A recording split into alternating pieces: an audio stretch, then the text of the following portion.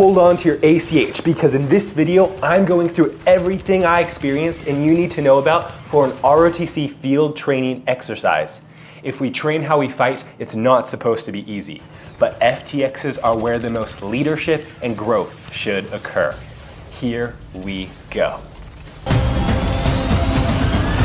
But first, 3 important points.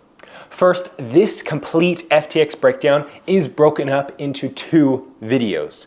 Part 1, which you're currently watching, involves Friday, while the other includes Saturday and Sunday. Friday is mainly land navigation and patrol-based operations, while Saturday is Styx lanes and Sunday is cleaning and sometimes the qual range. Second, the complexity of this video means I have left timestamps in the description below to help you find what you're looking for. So if you're looking for a specific part of FTX, I suggest checking those out. And before I forget, we'll call this 2B. I will be leaving links in the description of what items I have personally bought and found extremely useful for field train exercises and labs, such as this Gerber and this Opward shell for my MS3 year. This has been vital. So also check those out if you're looking to find helpful equipment that the Army doesn't issue. And finally, each FTX is uniquely planned by the MS4 class and cadre, so no 2 FTXs look identical. That said, there are basic necessities that I will be highlighting. Remember, the ultimate purpose of an FTX is to prepare you for Cadet Summer Training, your MS3 year. And above that, to become the best officer you can be. Perfect. So with that out of the way, let's begin.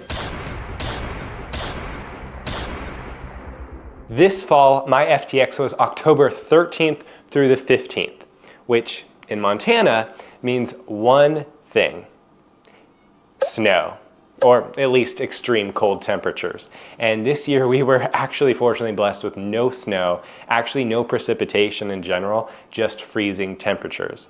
So keep that in mind with your FTX date and location on how you are going to be preparing. The FTX packing list should try to remedy that for making you have proper equipment to handle the temperature and climate. But if you are not aware, FTX will suck. So do be aware of your METT-TC conditions and prepare for FTX accordingly. 0900. That's the time that everyone at Carroll's ROTC program had to head out to the ROTC house to prepare a load up to head off to the aviation building where we would take flight and head off to our drop zone for FTX. So we got to the aviation building, we got briefed on the weather conditions, whether we're going to be able to fly or not. Fortunately, the weather remained good enough for us to take off, and we got into 2 groups. One took the CH-47 or Chinook, and the other took a Black Hawk. And so I was in the Chinook group. We got on. It was our first time not having a vertical takeoff like we usually do on the soccer fields. We actually got to use the runway, which was a new experience. But we got on the Chinook, took off on the runway. The Black Hawk was behind us, so I'll probably throw up a picture or 2 of this in flight. But the Chinook here and the Black Hawk behind, we took off, and we had about a 12-minute flight off to our drop zone, and they dropped us off. We had to quickly march kind of linearly away from the Chinook, get down on the ground. Chinook takes off, we stay down, and then what was really cool is the Black Hawk did a flyby really close over the road near us, which we were completely unexpecting. So that was a really cool experience. And with that, we were now left in our area, which I'll call Limestone Hills.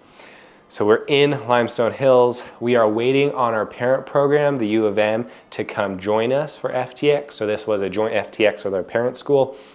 And while we were just Carroll's program, we ended up setting up a hasty patrol base. So we moved away from where we were dropped off, a distance away, learned how to set up a patrol base, which, if you don't know, there is a triangle formation and a cigar-shaped formation. So when you enter a patrol base, you're always going to enter from one of the apexes once they're established. And I was in the far back squad. Our size, it was more like a large team, but we all got into the patrol base. And once we got in our cigar-shaped patrol base, which I guess is shaped more like this, We ended up sending out S&O teams, so surveillance and observation teams. We fortified our positions. So what's really cool about limestone hills is the soil is pretty soft, so you can kick it up and tear up sod, and I was able to lay that in front of sticks. So I highly suggest if you're in an area where you can kind of cover your defensive position, cadre look upon that favorably, that you're spending time to really conceal yourself and have nearby cover and be completely hidden. And so that was something that I worked on. I got to eat my first MRE of FTX. I think it was a breakfast one too. It was like the sausage patty and gravy in maple syrup or whatever.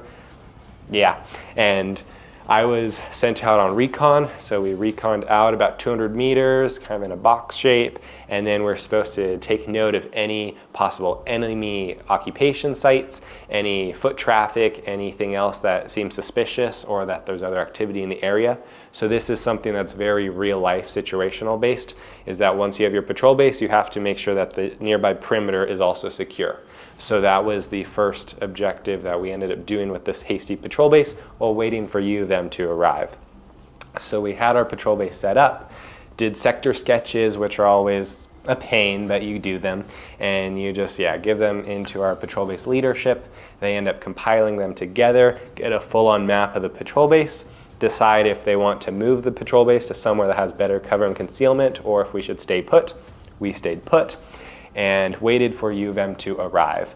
So this occurred in kind of the first hour after being dropped off, really early morning, early afternoon. And once U of M arrived, we picked up our stuff and headed out to the bivouac site. So I'll be referring to that as the TOC. That's what we also called it. And so the TOC was where most of the vans were located, kind of our central hub of planning and operations before being sent out elsewhere. So at the TOC, we ended up having a large terrain model, which would be beneficial for Land Nav later. And first, though, we ended up getting into our leadership positions. So with U of M joining us, we were now a full platoon size of about 48 MS1s through MS3s. The 4s are technically the OP4, which means opposing force, so they are not part of leadership at FTXs. So from 1s to 3s, we got into 4 squads, and we ended up having heavy squads of 11 or 12 people. If you don't know, normal squads are composed of 9 people, which usually have 2 team leaders, so Alpha and Bravo team leader, and then a squad leader. So teams of 4, squad leader, that makes 9. So we ended up having heavy squads of 12. And I was Alpha team leader until it turns out I ended up getting promoted to squad leader for the rest of FTX, because the squad leader ended up having some injuries that prevented her from being able to continue with the FTX. But we got to know each other, which is also vital. For Cadet Summer Training, you're going to be meeting people from all across the nation, and communication is such a vital task to being successful in missions. And so you really need to build camaraderie, you need to build cohesiveness early on, get to know people, really go out of your way. Snacks are a great idea, like offer snacks, just get to know them. We're all supposed to be one team, one fight. And so when there's some people who try to have an ego check or try to kind of stay isolated, I don't really want to talk to strangers, it makes it a lot tougher. So I highly suggest really just reaching out to your fellow squad members and get to know them. So we did a quick meet and greet with the new guys. There was, I think, 4 MS1s or 5 MS1s in my squad, so I got to meet them, how they were enduring ROTC, what they were expecting, what they were concerned about, trying to help alleviate those concerns, knowing that's gonna be tough, but then also preparing them for how to perform the best. So as I said, I was in first squad, best squad. So it was an awesome experience being in that squad leader role, and I wouldn't exchange it for the world. So we got to know everyone. We got ready for day land navigation, which land navigation is the big event for Friday. So at least at our ROTC program, our FTX always starts out with land navigation. Because at Cadet Summer Training, that's one of the most important things that you could end up being kind of failed through Cadet Summer Training, is if you don't pass land navigation. And it's a basic soldiering task that is required, they have to keep on top of, and it's necessary for lanes as well, because you have to know your pace and compass, and you have to be confident that where you're going and how far you're going is correct. So land navigation starts out with us being given lane strips, which are little rectangular papers that have our coordinates and our point, and then we end up having to write an alphanumeric code like alpha 3 on the dog tags or stake that we end up finding our location at. So those are our points. And with that, we ended up being given the train model brief. So we're given our time stamp. So for the day navigation, it's 3 hours. So we had 3 hours to find 4 out of 5 points, but 5 out of 5 points is what we're striving for. And then for night land nav later, you had to find 1 out of 3 points, but 2 out of 3 was suggested. So I'll talk about night land nav later. But for day land nav, we got the train model brief, know the area, we got handed out maps, and then we got handed our lane strips. And for the MS3s, we actually got driven out away from the 1s and 2s to the other side of the land navigation course. And when we got out there, we ended up having a very, very interesting experience, which I'll talk about soon. But first, I want to give you guys some helpful advice for how to excel at land navigation, starting with the protractor. So protractors, which you might be issued at your program, you might have to buy your own. I bought my own, which is the CYA military triangle scale protractor, because rather than having the little plastic edges in the triangle grid square spaces, this one has it cut completely out, so I get neater angles when I'm measuring on the map with the grid square here. So like for our map, we had 1 in 25,000 size grid squares, and so I'm able to actually plot the point right on the edge of the protractor rather than having to estimate a little bit farther because of a jutting out plastic piece that was on our issued protractors. So I highly suggest investing in some good protractors that you can end up storing in your assault pack. On your OCP cover, you have a little square space here to sneak in your protractor. Some people put them in their PCs if they're flexible enough. I would warn you, a lot of the times if you put them in your PC, it ends up breaking. So, but do know, have a good protractor, know how to read it, know how to use it well. Next thing is the map. So this, I think, will help you guys know about where my FTX was. This is Limestone Hills. We have this space here. The grid squares are in 1 in 25,000 meter areas, so you can kind of get an estimation for the size that we were located in. A lot of the lines that I ended up drawing were based off of the main TOC location, so this is kind of our central base of operations. And then for us MS3s, we ended up having our start point up here. So when I mentioned about us being driven up to our other start points while the rest of the MS1s and 2s started down here, it's because we had to do larger movements to find all of our points. So I only had 1 nearby in this grid square, and then the other 4 of my 5 points were located back over here. So I had to kind of hoof it back. But yeah, so that's the map you get issued. I highly suggest if you are given laminated maps that you invest in good kind of Sharpie markers, some erasable markers. There's different brands, different suggestions for what you should use on laminated maps. But if you're using paper maps like mine here, I highly suggest just using pencil, mechanical pencil that have really fine tip like 0.7 or 0.5 lead, because you can get really precise angles and lines that just help you get closer to your point. So that's that suggestion. And finally, probably something that's underrated but extremely beneficial is having a hard surface. This is a mini clipboard I bought just because it slides pretty easy in my assault pack and has been absolutely instrumental in me getting proper measurements and angles when using my map and protractor, because I just plop this on the ground, even if the ground is unlevel, which it always is. I just put this on my map on here, have a completely flat surface to write on. I can get really accurate measurements, all because of just having a very flat surface. And then before I forget, I guess also note cards are really helpful for getting straight line measurements, for tracking kind of azimuth conversions and other pace counts, and then also to get curved line distances, which some people suggest using string or paracord and just snaking it along the road if you're going to be walking along a road before using an attack point to then go off to your point, to just use that string to get a really accurate curved line distance. I often just use a note card. It's probably not quite as accurate, but I just kind of move it along the road and then make little tally marks and then use the final distance on the little measurement stick down here, and on the ruler it can help me find out what that distance is. So some basic land navigation, helpful tips that I hope work out for you. And If you have learned of anything else, then I highly suggest dropping the comments below to help someone else's too. So yeah, that is basic land navigation equipment. And then of course your compass. Your compass usually should be verified beforehand. So we have compass verification before we start the day land nav, where they tell you to stand in front of a rock and then point it at a stake far away. And then they say, what measure or what angle do you have in your compass?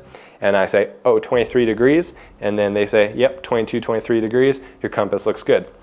Having a erroneous compass is absolutely detrimental to you. So having a compass verified is vital. Also, for night land navigation, your compasses are chargeable, meaning that if you hold up a white light over your compass, then it ends up having the fluorescent stain become more enlightened. So for night land nav, you can read your compass easier. So right before night land nav, we usually use our headlamps. We take off the red lens, we have the white lens on, and we just hold it over our compass like so. And actually, I'll show you really quick. Okay, so I'm back with a compass and headlamp. The compass may look weird because of the green screen, and this is colored green. But what I do is I open up my compass like so, turn on my headlamp with the white lens here, and then I just end up holding it over. And you'll see in the west and east area and around the edges, it should kind of show like a neon light green, and that is the fluorescent ability of your compass to light up. So again, it makes it easier to see for night land nav, so I highly suggest charging your compass beforehand. So for the start of actual day land nav, they ended up, yes, driving us out from the talk all the way over to our starting points, which are labeled CMPD SPs. And when we saw that, we should have read that more closely, because our lane strip, which we ended up plotting our points off of, said that our starting points were the BIV for SPs. And that was actually where the MS1s and 2s were. So all of us MS3s had a terrible scare at the beginning of day land nav when we all started plotting our points where we thought we were, which was over here, out to our points that we were given on the lane strip. So we all started plotting them here, and we walked about 200 meters at something like 70 degrees, and we came across this large fence in the road.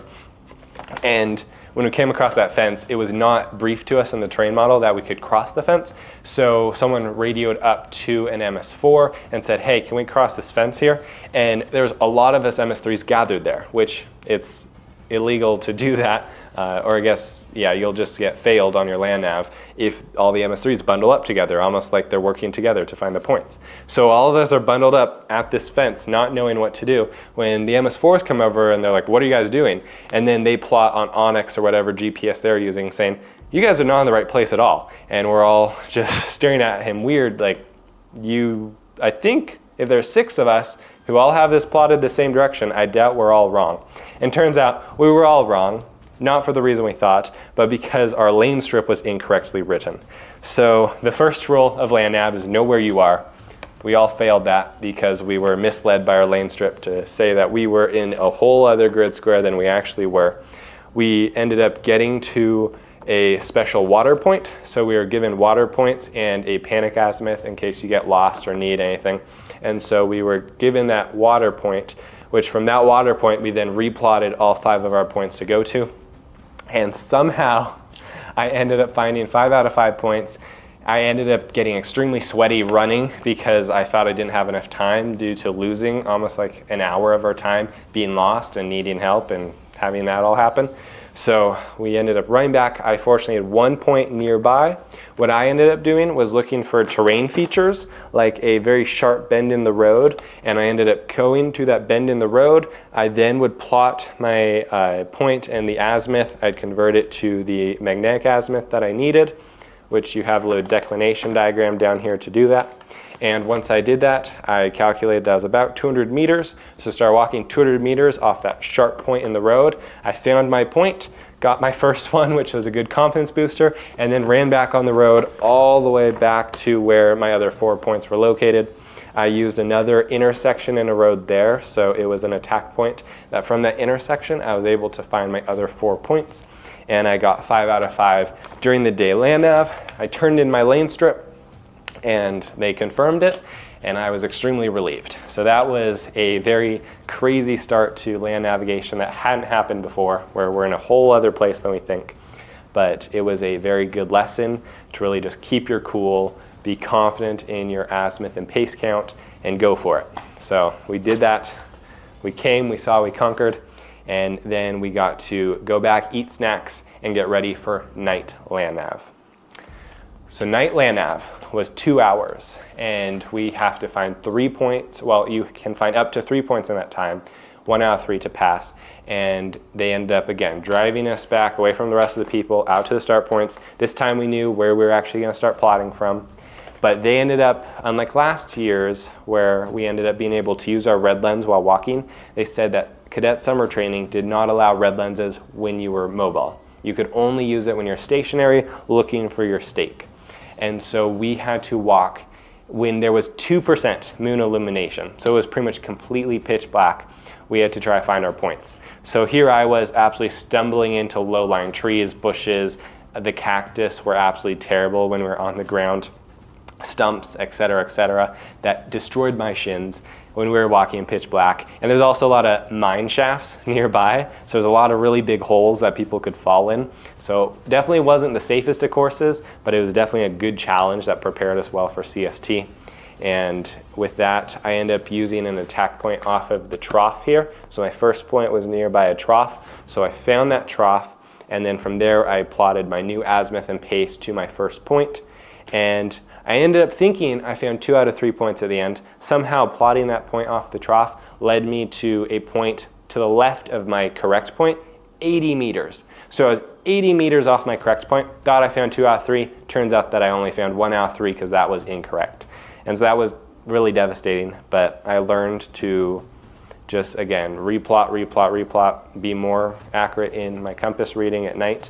And I ended up using the stars as kind of reference points to keep walking in a straight line because at night you often cut your stride, so your pace count goes off, and you also can kind of swerve a little more. And so often finding a fixed point in the distance is really helpful, which at night you can't see terrain features as well, so I often look to the stars.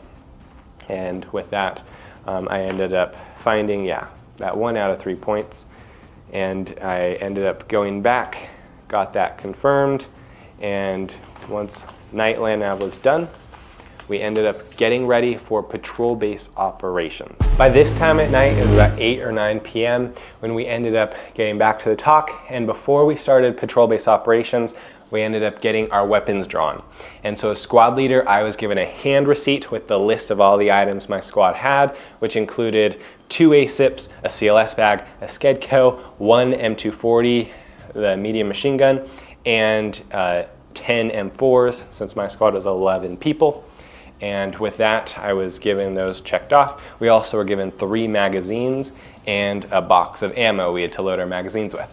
So what was kind of strange is we did not have 2 saws, the M249s for our teams. We ended up just having 1 M240. So the squad orientation was kind of different for our weapons. But we ended up getting those weapons drawn and then got prepared for the patrol base.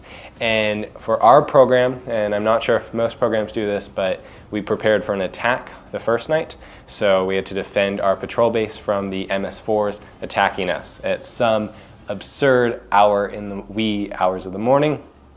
So we ended up moving over to our patrol base. We ended up doing a modified cigar. It was more like a diamond shaped.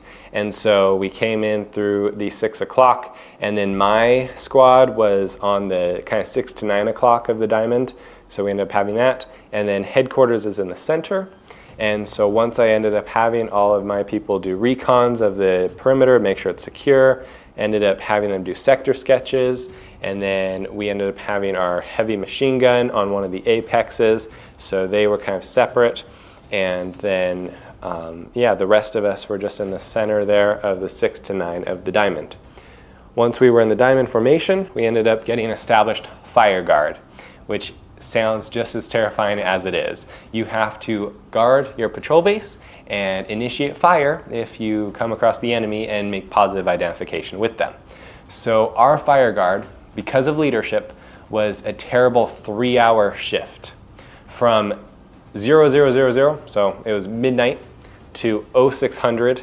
We ended up having 6 hours of fire guard broken up into 2 buddy teams. And so my squad ended up having buddy team next to me, and then one of my guys got to sleep. I held the first shift. So here we are, it is below 32 degrees Fahrenheit. We're on the ground, just very glad it's not windy, very glad it's not snowing or raining, just trying to stay warm, trying to stay awake. It comes across, 12 o'clock at night.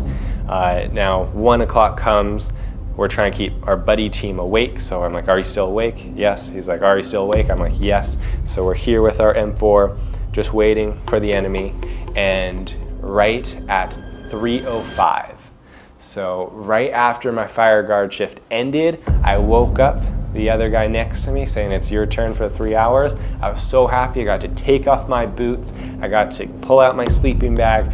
I just got into my sleeping bag when all of a sudden, bang, bang, bang. And to the right of me were shots fired as the enemy approached. So right on my 3 o'clock fire guard shift change, it was 3:05, 5 minutes later, I was just getting into my sleeping bag when all of a sudden shots are fired. And as squad leader, I have to run into the headquarters, so the middle of the diamond there, and say where the fire was coming from, how many enemy were spotted, kind of that report. And so I had to quickly throw on my boots. I think I had time to lace them, but I probably shouldn't have. I should have just thrown on my boots, got out of my sleeping bag, rushed into the center, said where we were taking fire from, whether any of my people had initiated fire, and how many enemy were seen. So we ended up reporting that to the headquarters there with leadership. Then I ended up rushing back to my people. I ended up getting commanded that we could only shoot off 8 rounds that night due to ammo limitations. So you'll be given, hopefully, blanks. All of our weapons came with blanks, 7.62s for the 240 machine gun, and 5.56 for the M4s. So 2 different types of ammo, and we didn't have any M249s in my squad, so I didn't have to concern myself with that. But we had those 2 weapon systems, only fire 8 rounds. The machine gun was given their own commands. And once the enemy were all either infiltrating into our patrol base, which apparently one just walked right through an apex into the patrol base and then said, "You're dead." And so he just walked on through. That was very bad planning, but that's why we train. We have to improve, we have to communicate, we have to ensure we know our sectors, we have to make sure people are awake, and that did not all happen. So it was a rude awakening, I think, for the MS-1s, especially the MS-1s who are not from Montana or cold states, that you have to stay awake and bear freezing temperatures for 3 hours straight out of your sleeping bag in a steady position, ready to fire upon an enemy that comes out of the woods in the middle of the night and starts attacking us. And so all this transpires over about 40 minutes. It's now 03:45 in the morning when they're told that we can go back to lower security. So we went from, I think, 50% security to 100% security when everyone's being attacked. And then we went down to, I think, 33% security. So I got to sleep for the next 2 hours and 15 minutes. From 3:45 to 0600, our wake up time, I got to get in my sleeping bag, cover my head, get nice, cozy, and warm, just to be woken up what felt like 10 minutes later by the 06 o'clock wake up. So we all waked up, we all had woken up on now Saturday morning, preparing for Styx lanes. And that summed up this video of part 1 of FTX content. But before you leave, I'm going to really quickly finalize any extra advice that I can think of for this Friday to help you perform your best. As the video finalizes, here are some final pieces of advice. 1, familiarize yourself with your equipment, and if you're in a leadership role like a squad leader for me, make sure all of your members are tracking their equipment and have not lost anything. I had one of my guys lose their fleece cap on the night land navigation and was proceeding to be absolutely bone-chilling cold for the fire guard security. And had I not noticed that, and had he not at least packed an extra balaclava to cover his head with, he would have been absolutely miserable all night long. So to catch that early and say, hey, do you know when you lost that? If it was in a recent enough time period, they might be like, oh yeah, I think I lost it over here. And we can go back and secure that equipment. I don't think he ended up finding his fleece cap though. It was some obscure time in the night land, of course, and it's too large of an area to cover. So have backups, I guess, is the best thing you can do. If it's cold, Know your equipment well, know your weapon system as well. As an MS1 who's probably never shot an M4 before, if you live in some city versus in Montana, we shoot guns a lot, so we're a little more familiar, but make sure that your squad members know how to fire an M4, how to load a magazine, what the charging handle does, what safe, semi-auto means. Things that are probably discussed in ROTC labs and other classes, so you might not have to fill them up completely or get them up to speed. But again, assumptions are the death of us. A lot of the times as threes, we just don't know what we didn't know as ones and twos. We have a hard time remembering what we had to learn step by step. And so trying to get back into the mindset of an MS1 and say, hey, I want you to ask me whatever you need, and please just make that communication clear. Don't make them feel like they're stupid, make them feel like they want to learn. And so that is a huge piece of advice that will take you far in a leadership role. Advice number 2, dummy cord or otherwise secure your compass and sensitive equipment items to something on your body. So for me, I have my compass secured to a carabiner on my flick. So I know I'm not gonna be losing my compass in night Land Nav where it just happens to fall. I don't hear it, and now I'm out of compass. And it's like, well, there goes passing the land navigation course. Just knowing how to really set up your flick for the best. When we have magazines, your magazine pouches are going to be full, but when we don't have magazines, often these make great snack pouches. So utilize them for good snacks, utilize them to make friends with those snacks, and also for hooches. When FTXs have precipitation or otherwise miserable conditions, we often build hooches, and so paracord is a must, where we end up tying them around trees or large bushes or whatnot, and we can tie them with our poncho and really kind of create this kind of fort-looking tent thing, and with that we can sleep under it. We stay out of the elements at least somewhat, and they're a lifesaver and a sleep saver. So having paracord on you is an essential. And the last piece of advice, or at least the last one I can think of, is to know how to pack your gear quickly and efficiently. It's going to save you a lifetime of hassle if you just familiarize yourself with packing your equipment properly. And so as an MS1, I did not know how to pack. Learning how to ranger roll your items, how to use your wet weather bag to stuff your items in and create an airtight seal that can really condense your clothes into your rucksack, and knowing how to pack your assault pack best, how to use the straps appropriately. Something like the sleeping system was an absolute nightmare for me. I ended up hating having to take it out and put it back in stressful conditions, because in ROTC, you never have leisurely time to get ready. It's always wake up, you need to be on the move in 5 minutes, go. And then it's hurry up and wait. But knowing how to be confident and quick with how you assemble and get your equipment ready is a must. So knowing how to just get practice with it, you know, how you want to end up using your sleeping system, well, on your own free time. Take out your sleeping system, put it in the bag, learn how to use all the straps, see how small you can fit it, try fitting it in your rucksack, and once it's in your rucksack, see if you can put anything else in the sleeping system pouch on the bottom. See how you can best layer your equipment storage. So in your rucksack, do you want your wet weather bag on bottom? Do you want it on top and have stuff underneath? Do you want your poncho on top for easy access? Do you want gloves? Do you want your fleece cap? Where do you want those accessible with? Knowing how to have your flick set up, which right here I have, the flick.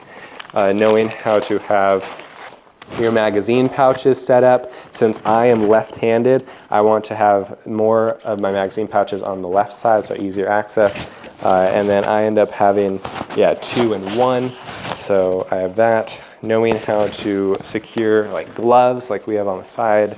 If you want your flick knife or Gerber attached. You want to really just create your equipment and your items as something that helps you and not something that hinders you.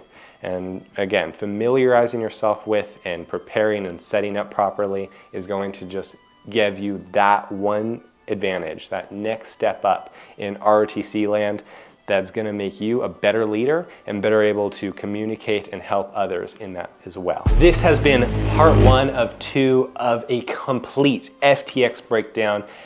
Part 2 is going to be much more based on MS3's life with running Styx lanes. How did I, as an MS3 in my first fall FTX, lead as a squad leader for an ambush lane. What was the thought process going through? How did cadre grade me? What were my blue cards like? How did I end up leading that? All those questions that are really just leading up towards Cadet Summer Training are answered in the part 2 video, so I highly suggest checking it out. Once again, I'm leaving links in the description of helpful items that I've bought over the years, and as well as timestamps if you are looking for a specific piece in this video that will help you the most. So I'll see you in part 2.